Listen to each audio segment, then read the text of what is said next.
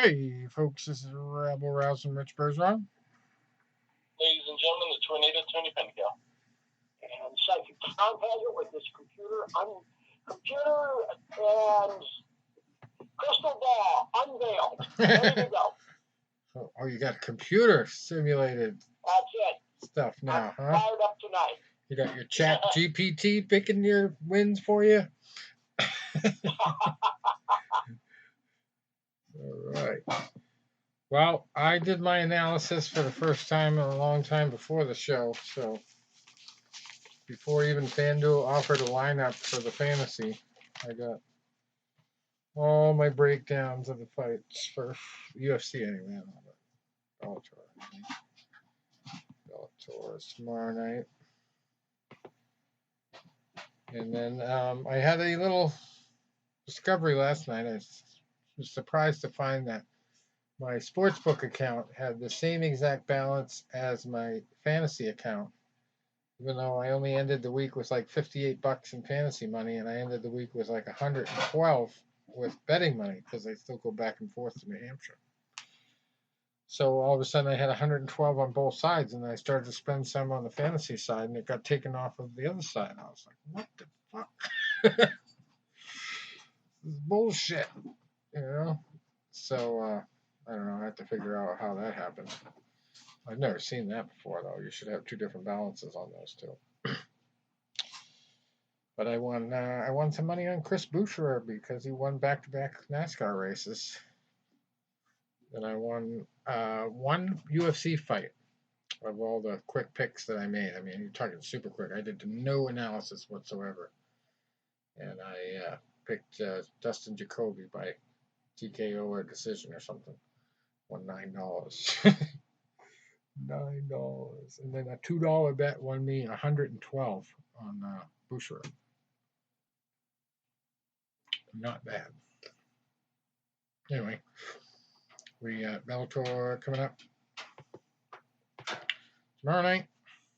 Oh, geez, what did I do? 2 of them there. Big MMA news broke yesterday. I don't know if you guys were aware, but the UFC class action lawsuit is moving forward now. Might have forgotten about it. This is formerly known as the antitrust lawsuit.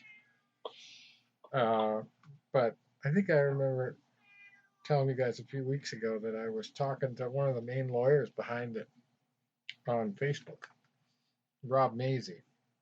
And he's also the guy behind the IMMAF, the International Mixed Martial Arts Federation. And it's like not really a union, it's more like a brotherhood. But they definitely have the best interest of the fighters in mind, and they have certified like 2,000 plus UFC fighters in the class for the class action case, and it's going to move on to a trial. So that'll get interesting. And they basically ruled that there is evidence of all these restrictive contracts and everything we've been talking about for years that the UFC needs to fix. And then to add insult to injury for the UFC, I don't know if we even mentioned this yet, but they have not given Stephen Wonderboy Thompson his show money because he showed up, weighed in, and his opponent canceled, backed out, missed weight. I don't know what the story was, but they didn't give Stephen his show money. Nothing. And he's still fighting over it, apparently. So that was in the middle of this whole thing, still to be decided, and then it was decided. So we'll have to see how that goes. Keep a close eye on that one. But do you believe the biggest, no, what is it? The second most gambled upon fight in DraftKings history? What do you think that was? Give you a hint. It happened last weekend. Oh, Sorry.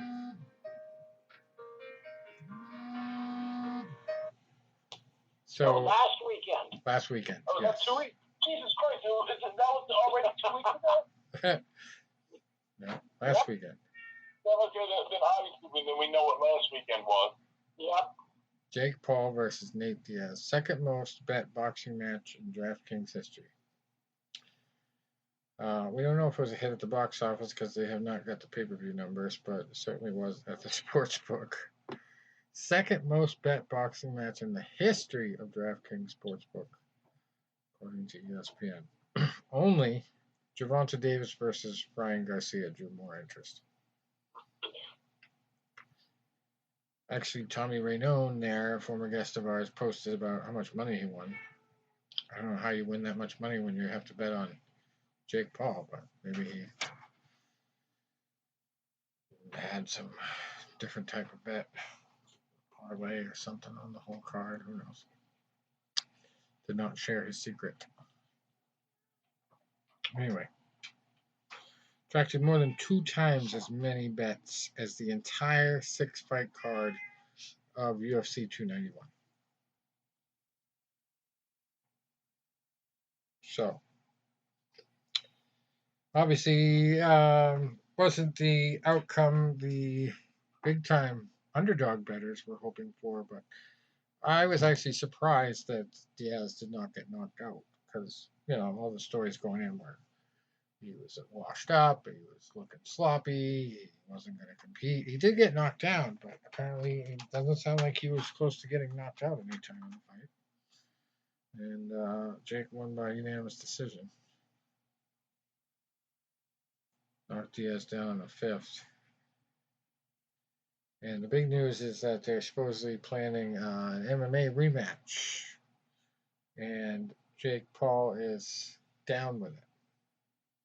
So I'll believe it when I see it. But yeah, I don't know. I don't know how that's going to go for him. First foray into it. I guess he ain't afraid to take that loss. And Diaz did make it a little interesting when he went for a guillotine choke in one of the rounds. I didn't watch it, so I don't know which round it was, but I remember reading about that. I think that's illegal in boxing, right, Tony? You can't guillotine choke in boxing. Can't guillotine choke in boxing, right? That's not a boxing. Nah, you can do it. As long as you don't get caught. Yeah.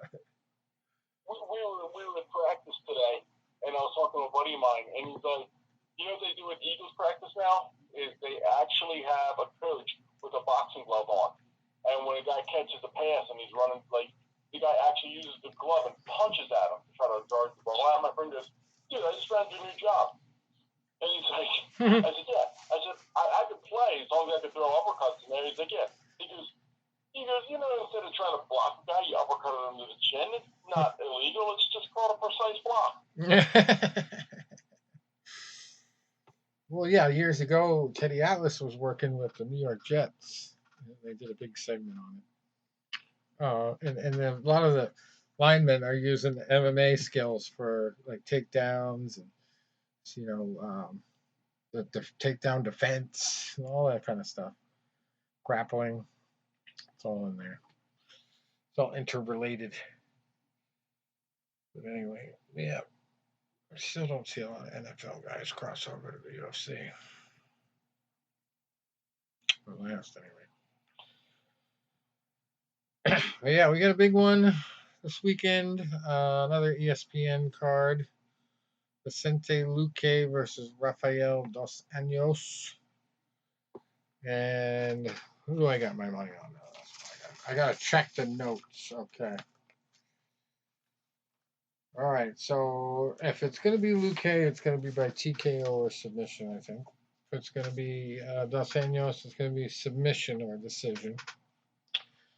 I think Dos Anjos is going to take it to decision, but I got a strong feeling that Luque is going to be looking for the knockout. It's going to be a 5-round fight. He is really good with the knockouts. He's got half of his wins by knockout. A little bit more than half, actually.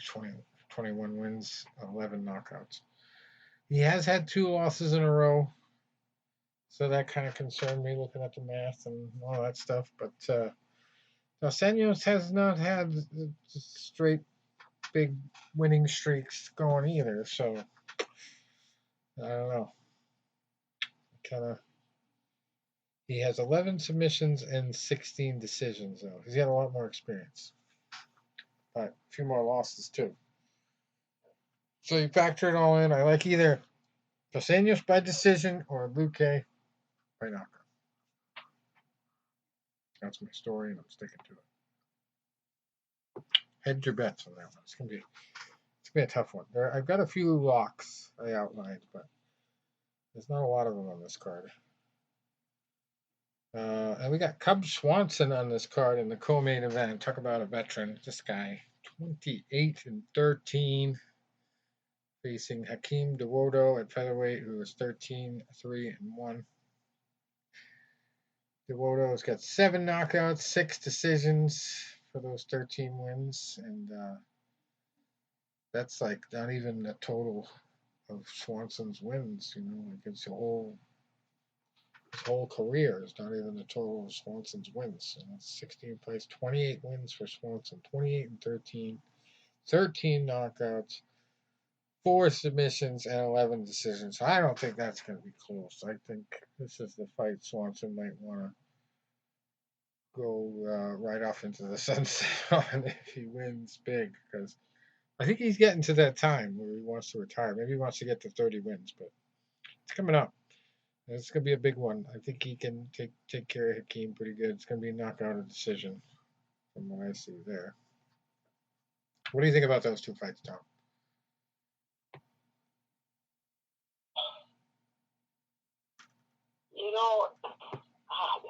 I mean, it's kind of a coin toss. Can the old man do it? RDA. I'm kind of leaning toward Cub, Yeah. What do you think about the main event? Rafael Dos Anjos or Vicente? I'm going with Vicente. Going with Vicente, okay. Of course, now in full disclosure with Dos Anjos, he's one of those guys who kind of has my number. When I get on the bandwagon, he comes up short. When I know the feeling. Against him, he usually upsets me. So, oh yeah. Don't bet the house on what I'm saying on that one. But I agree. Vicente's he's still. That's like the girl who lost last week. She's got my number. What's her name? Amanda there, right? No, not Amanda. What the hell's her name? Thought last week. I'll think of it later. Anyway, then we've got light heavyweights, Chris Daukaus and Khalil Roundtree. I'm going to call this one a lock. I think all the fantasy sites, FanDuel and DraftKings, are pretty convinced too. Chris Daukaus looked miserable in a couple of his last fights. Just has not really beaten anybody of note. He's 12-6. He's facing Khalil Roundtree, who's 11-5. Looked phenomenal in his last fight. And now, Rich, is this the big Daukaus from heavyweight moving No, down, or no, the small one moving no. up? No, this isn't the talented Daukaus. This is the brother. There's two brothers, and he might have come down from heavyweight, but he's not the most talented of the two. There's Kyle Daukaus, I think, is the other one.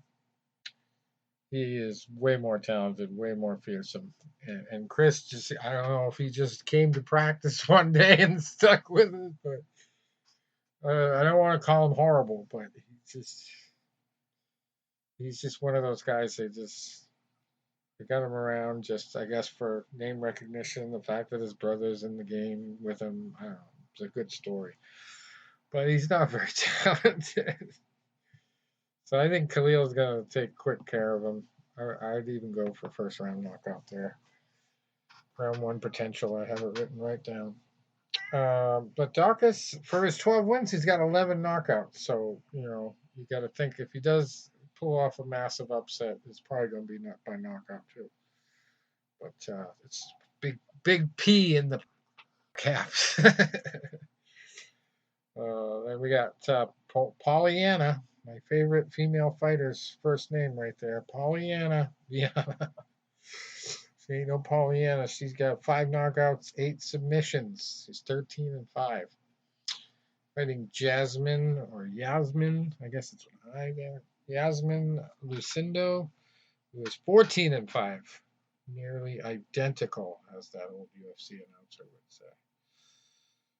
say. Lucindo. Strawweight fight there. And I got Viana on that one. Knockout or submission. You heard it here first.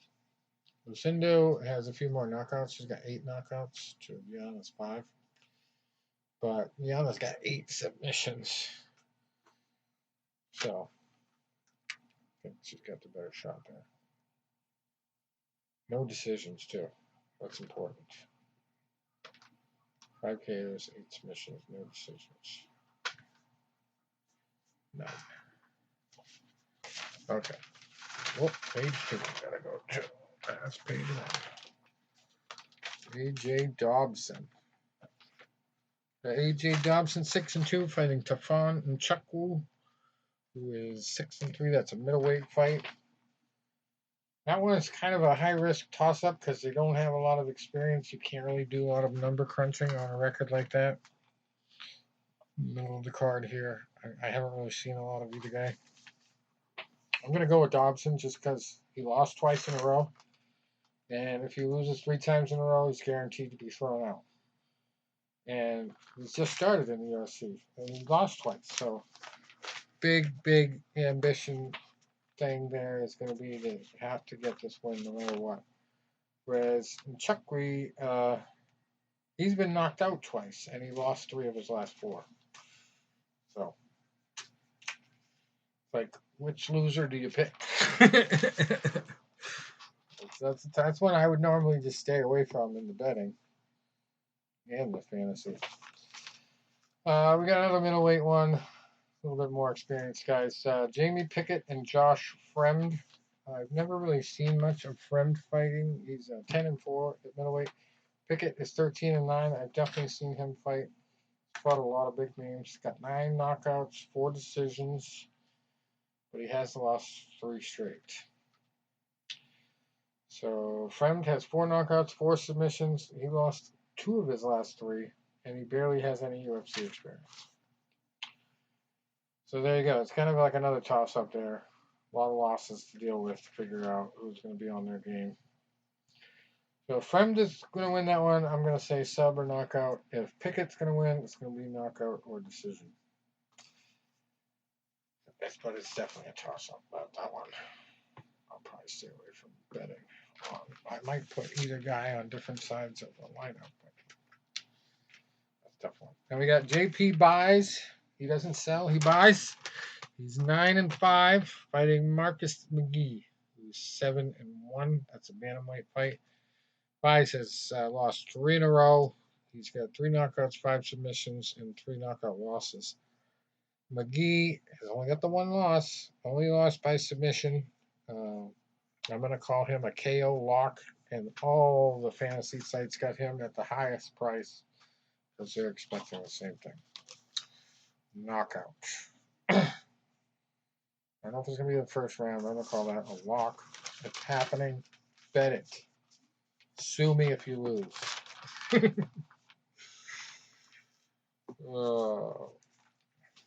Tom's crystal ball will back me up. I'm sure.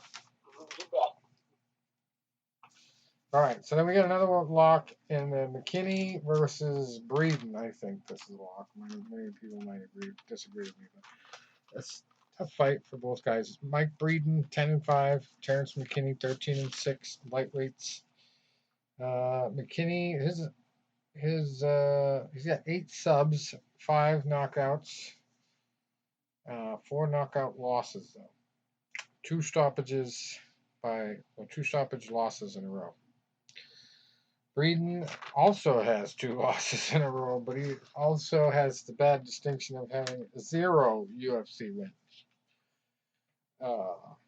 So just for that factor, I'm going to say that McKinney bounces back. He doesn't get that 3rd loss. He stays in the UFC. Lock. I'm not going to say what by. I've got submission win or knockout. Can't say exactly which. That's what he's got the most of. He doesn't. He's a guy with no decisions. Wins anyway. All right. So then we go to Francis Marshall at featherweight. He is 7-1, fighting Isaac Delgarian. And you talk about a guy with limited fight experience. Delgarian has a bunch of first-round stoppages. Every single fight, all 5, first-round stoppage. 3 knockouts, 2 submissions. No UFC experience, though. Absolutely none. So he's got just basically minutes worth of experience. Minutes. It's like a 5-round fight, basically. Less than a 5-round fight. And then we've got Marshall over there, who's got 2 decisions with 7 wins. 2 decision wins, 1 knockout, 4 submission. Only lost by split decision. So a lower chance, I think, of him getting stopped.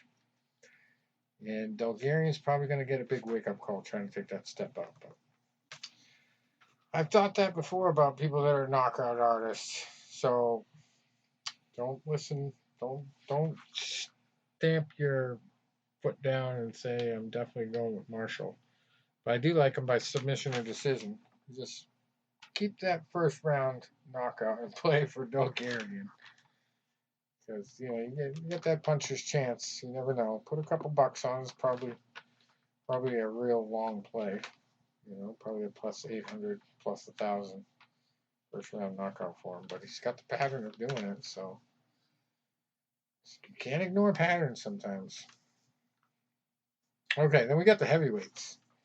A lot of people like to put these guys on their teams if they're doing lineups or bet these guys for knockouts, but Parisian, one of those guys, he's probably going to go to decision, but also he's fighting a guy, Boudet, only got 1 loss and 7 knockouts to go with those 12 wins. So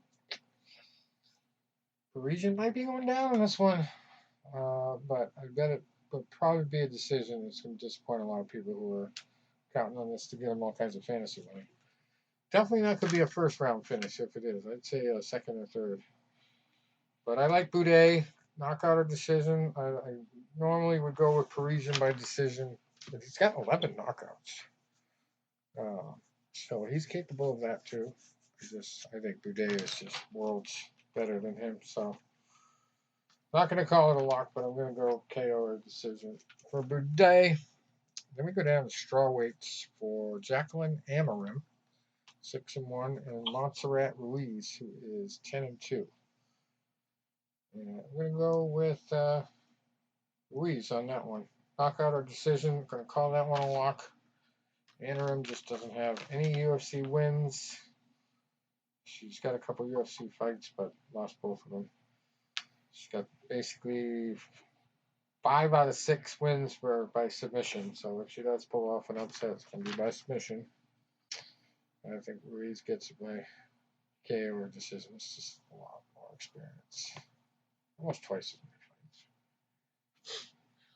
Then we got Damon Blackshear, 13-5-1 at bantamweight, fighting Jose Johnson, who's 15-7.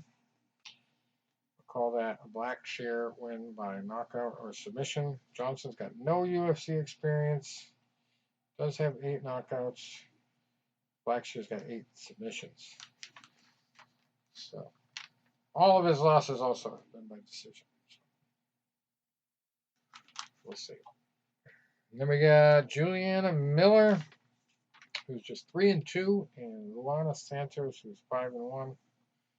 Let's say Santos by submission and decision.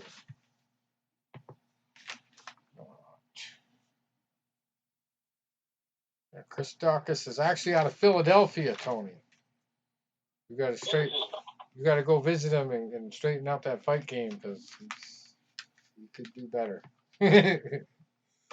Lost 3 in a row. Yeah. He lost 3 in a row, all by knockout. Josino Rosenstruck, Curtis Blades before that, and Derek Lewis. No cheap dates, but Man, that's rough. The only guys he's beaten in the UFC are really long-named guys. Alexei Olenek beat him, actually, by knockout in the first round. No, he beat Alexei Olenek by knockout in the first round. At one time, he had 3 straight UFC fights where he got a first-round win. All knockouts. But then he had one more win after that, and then a 3-fight losing streak. So I think it's going to continue. We got Bellator, Storley versus Ward. That's going on tomorrow night. Logan Storley 14-2. Brennan Ward 17-6. That's a rematch. I don't know if it's going to be as competitive. Yeah, we got Valentin Moldavsky 11-3 fighting Steve Mowry at heavyweight, who's 10-0-1. Dalton Rosta 8-0 at middleweight fighting Aaron Jeffrey, who's 13-4. James Gallagher 11-2 fighting James Gonzalez, who's 10-6. We got Sydney Outlaw 16-5 fighting Islam Mamedov 22-2-1. That's a catchweight fight at 160. Lucas Brennan 8-0 at featherweight fighting Weber Almeida, who is 7-1. Enrique Barzola 19-7-2 at bantamweight fighting Jalen Bates, who's 7-0. Diana Avzaragova 6-0. She's fighting at 128-pound catchweight against Justine Kish, who's 8-6. We got Vladimir Tokov 8-2 fighting Jairo Pacheco 7-1. Featherweight's Diana Silva 10-8 fighting Katerina Shakalova 7-1. There's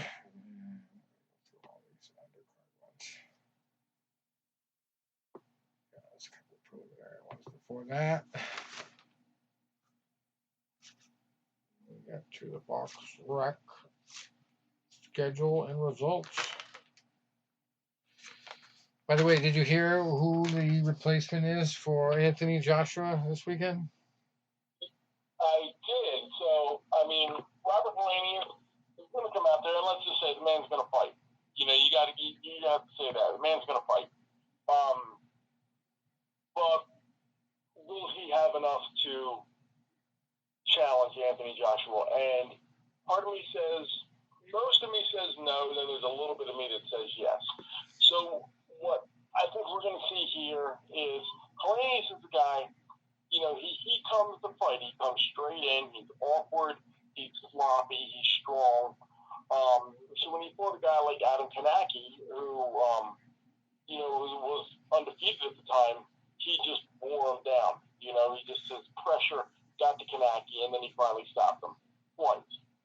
And then he went up and he had to fight with Deontay Wilder, and he came in, and Wilder landed that big right hand, and it was over in like 40 seconds. Mm-hmm. So he's going to come to Joshua now. What leads me to believe that he could give Joshua a fight and challenge him is a lot of it depends on Joshua's confidence. Yeah. You know, Joshua, you know, he had that knockout loss the other year to Andy Ruiz. And Joshua, to me, in the last 6 years, has not looked like a confident fighter. Ever since that first fight with Klitschko, when he got dropped and hurt really bad, he hasn't seemed like a confident fighter. And, you know, Ruiz knocked him out, and then that really put him in a shot. See Ruiz in the rematch, not impressively. He had the 2 losses to Usyk. Well, one of them he was hurt pretty bad. So now you want to see, is Anthony Joshua damaged goods? Does he want to fight anymore?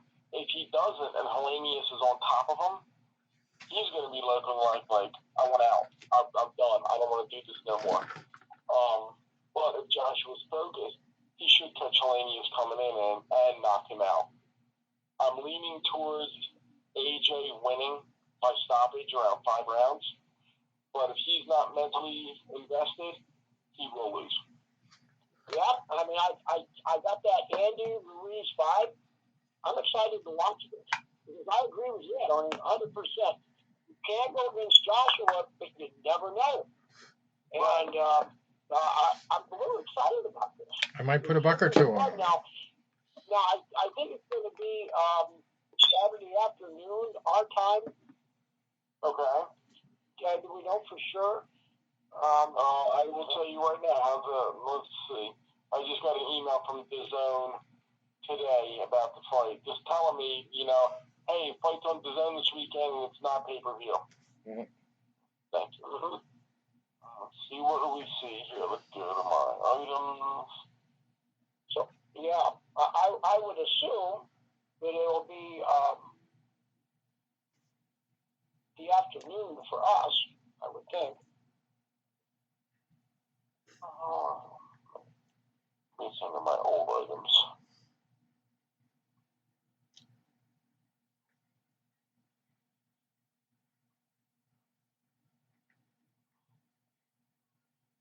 I literally just looked at this a half hour ago.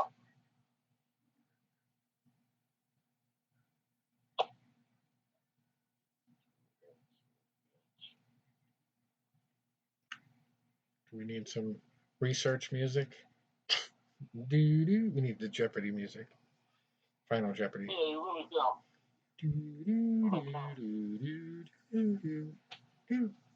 do. Anyway, while you're looking for that, let me rattle through a couple results. Robin Krasnicki won by disqualification. Moves to 53-7 over Najib Mohammedi. Falls to 45-10 at light heavyweight. That was the only two-star fight on that card. Somewhere in a place called Pristina. I don't know what country. Pristina. Dominique Crowder stayed undefeated, beating Kenny Demasilo. Crowder 16-0 now. Demasilo 17-7-2. And then down in the American Airlines Center in Dallas, we had former guest Amanda Serrano dominating Heather Hardy in a unanimous decision win. Serrano gets win number 45. 2 losses, 1 draw. Hardy goes to 24-3. Both good friends and both also former guests of ours, so good people. On the undercard, we had a unanimous decision win for Alan Sanchez, moves to 23-5 with 1 draw over Angel Beltran Villa, falls to 17-2. And then we had, I don't know if it was an upset because the guy was undefeated, but Ashton Silva got his 10th win by knockout over William Silva, who was 30-4. 30 wins, 4 losses, so that's a big step up, I guess. So that was about it for last weekend. We got all the way to Friday then. Down in Panama City, we had Derek Cuevas, 25-1-1, TKOing Alberto Mosquera. Fell to 28-6-2. That was Friday.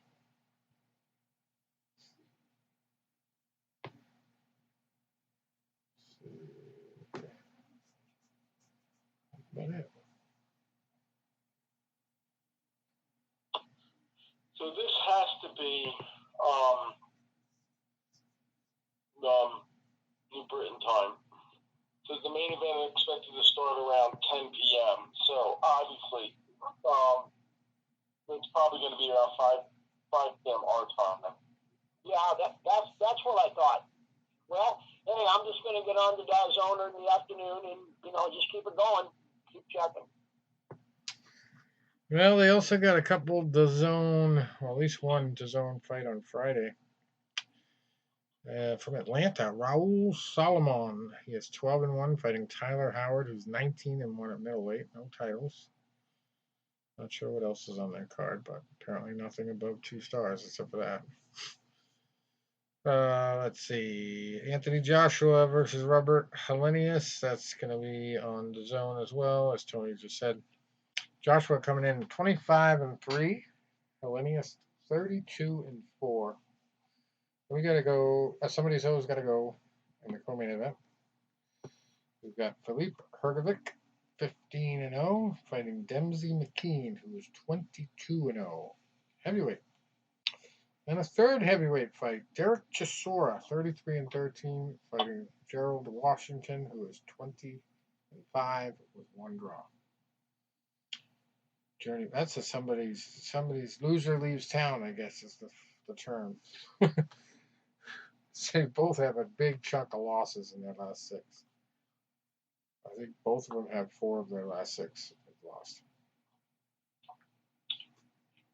Loser leaves town. We'll see. We had that could be the opposite of the BMF belt, right?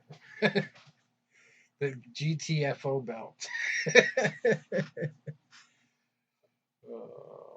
Tough guys, so we'll see how that turns out. We got ESPN fights as well.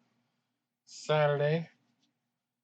Manuel Navarrete, 37-1, number 2 at super featherweight, fighting number 5 Oscar Valdez, who's 31-1. Both of them got 2 losses total. WBO World Super Featherweight title on the line. And then we got number 19 at super lightweight, Landolfo Delgado. He's 17-0, fighting Jair Valtierra, who's 16-2 at super lightweight. Who do you got, Navarrete versus Valdez, Tony? You know those 2 guys? That'd be an interesting fight. I think I got to go with Navarrete on that one. Let me look at something real quick on him. I just want to look at his last.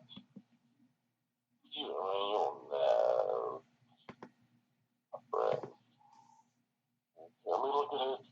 I just want to look at his last few fights.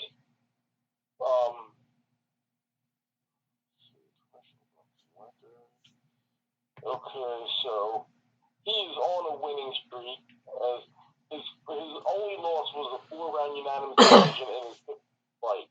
So we're looking at his record here, and you figure he's, 37-1, 31 knockouts. Okay. He's got, some of his last few fights. He figures he's been fighting in Vegas. He's been fighting in San Diego. He's been fighting on some big cards. So now he's fighting Oscar Valdez. So you look at Valdez, who is, the 31-1, 23 knockouts. So, it's going to be hopping. But you're looking, his one was his second to last fight, where he got beat by Spur Stevenson. No shame in that, right? Unanimous decision a little over a year ago. So now I'm still liking Navarrete to fight. All right. Wow. We also got a Showtime. Nice little Showtime package on Saturday. Emmanuel Rodriguez in the main event, 21-2. He's number 2 at bantamweight, fighting number 69, Melvin Lopez, 29-1, looking for his 30th win. That's for the IBF World Bantamweight title. And Emmanuel Rodriguez has got 2 losses, but they've been to pretty tough dudes. Anyway, it was one of them. And then the other one was a guy named Raymart Gabalo, but he was undefeated, like 23-0 at the time. And Emmanuel just lost by split decision. So tough guy there. I don't know what the caliber of Melvin's opposition has been, but it's a vacant title. I think Rodriguez is going to end up with it. Let's see what else we got. We got Trayvon Marshall, 8-0 at welterweight, fighting Gabriel Maestre, who is 5-0-1. So somebody's always got to go there. We got a cruiserweight fight between Marcus Brown, 24-2, and Adrian Taylor, 13-1-1. But somebody's always got to go again. Gary Antoine Russell, 16-0, fighting Kent Cruz, who's 16-0-3. We got 8-0s. Michael Angeletti, 8-0, fighting Jonathan Lopez Marcano, 8-0-2. That's a bantamweight bout there. All on Showtime. I don't know how many they're going to show. Yeah, then we got till next Thursday there. That's about it. For the fights.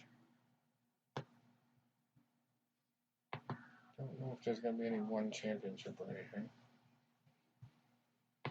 But I got my lineup set on DraftKings anyway. I just got to set them on FanDuel because FanDuel waits till like Thursday night before they even offer MMA. It's an option on their website.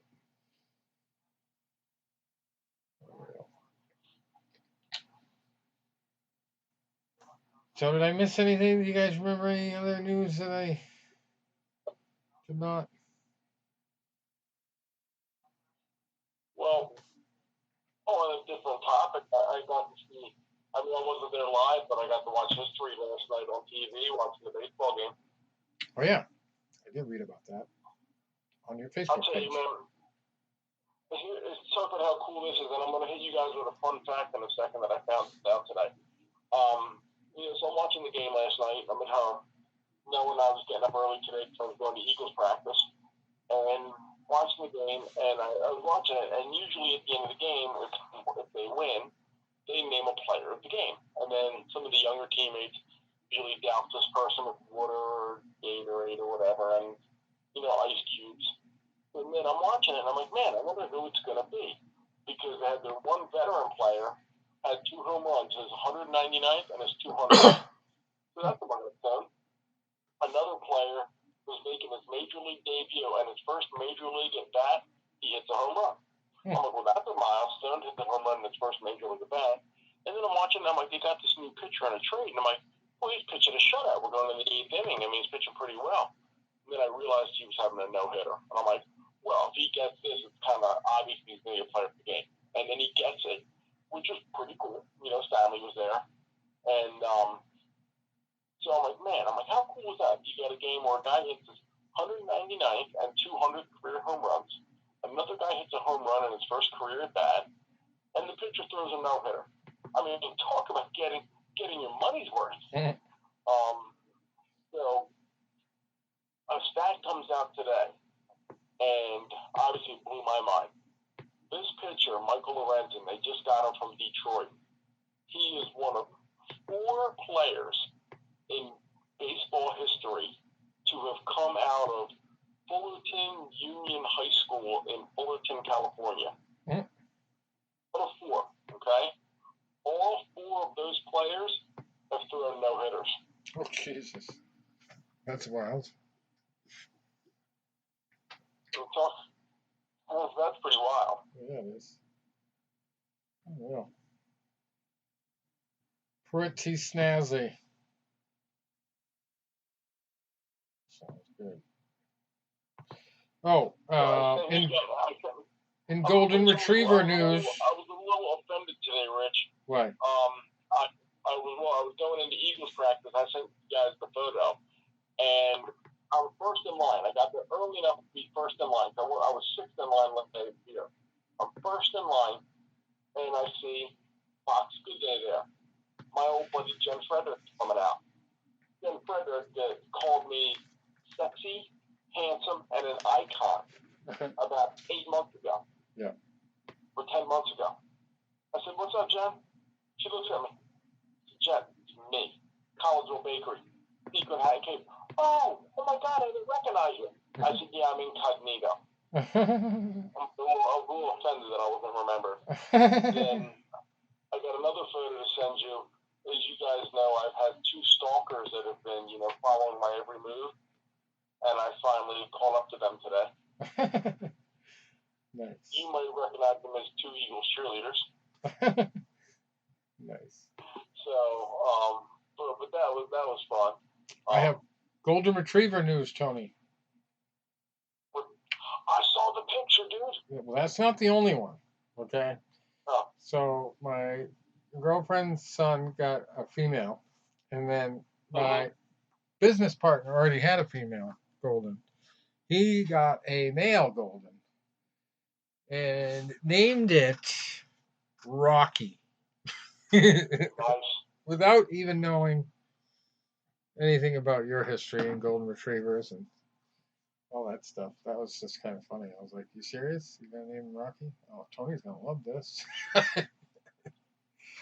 He's Yeah. very well behaved, though. Very, very good dog. I'm going to go back about a good 16, 17 years now. And, you know, it's crazy when you think about it. You know, I still communicate with this guy every so often, but not much anymore. It was a guy, he was a radio DJ out of Philadelphia for years, and he was well known. He did a morning show, right? It's called Chio. CHIO. Chio in the morning. And I got to know Chio. And it's funny, it's going to kind of segue into how we kind of started communicating through MySpace, right? Yeah. So I met Chio through MySpace, and I used to listen to him in the morning, and then he changed stations. Well, then he used to broadcast Saturday nights at a club 20 minutes from me, and then he went to a station, Wired 96.5. So he was at Q102, and that's how they helped get me into Rocky Balboa, the movie. And then he was then at Wired 96.5. So I would always see him at this club, and I would see him for Halloween contest. He picked me to be in the finals a couple years. Well, Chio and I and his wife would always talk about golden retrievers. And they saw pictures of my dog, Vinny. And they had two dogs at the time. They had dog Savannah, and they had a dog, Rocky, two Goldens. And as Savannah had passed away, they were getting a puppy. And on the air, they said, "We're getting a puppy. What should we name the puppy? It's going to be a boy." And I pop out and I comment on it. I said, "Well, Chio." And his wife, Sean, I said, "Chio, if you guys have Rocky, why wouldn't you name this dog Apollo?" And they did, right? I always would joke around, you know. I'm like, I named Chio's dog. And now that you think about it, you know, I remember when that dog was a puppy, and I'd seen photos on social media, you know, MySpace, and then later Facebook, and then I talked to his wife still a few times. Now you think about it, that dog's probably gone now too. Yeah. Unless it's like a 16-year-old golden, which is possible but not likely. Yeah. And like I said, Chio doesn't post much on social anymore, because then when he left the Philadelphia area, he was actually rich for a guy that was a Puerto Rican guy that was always doing like top 40 in hip hop. Yeah. He ended up going up to New Hampshire. Really? New Hampshire or Vermont.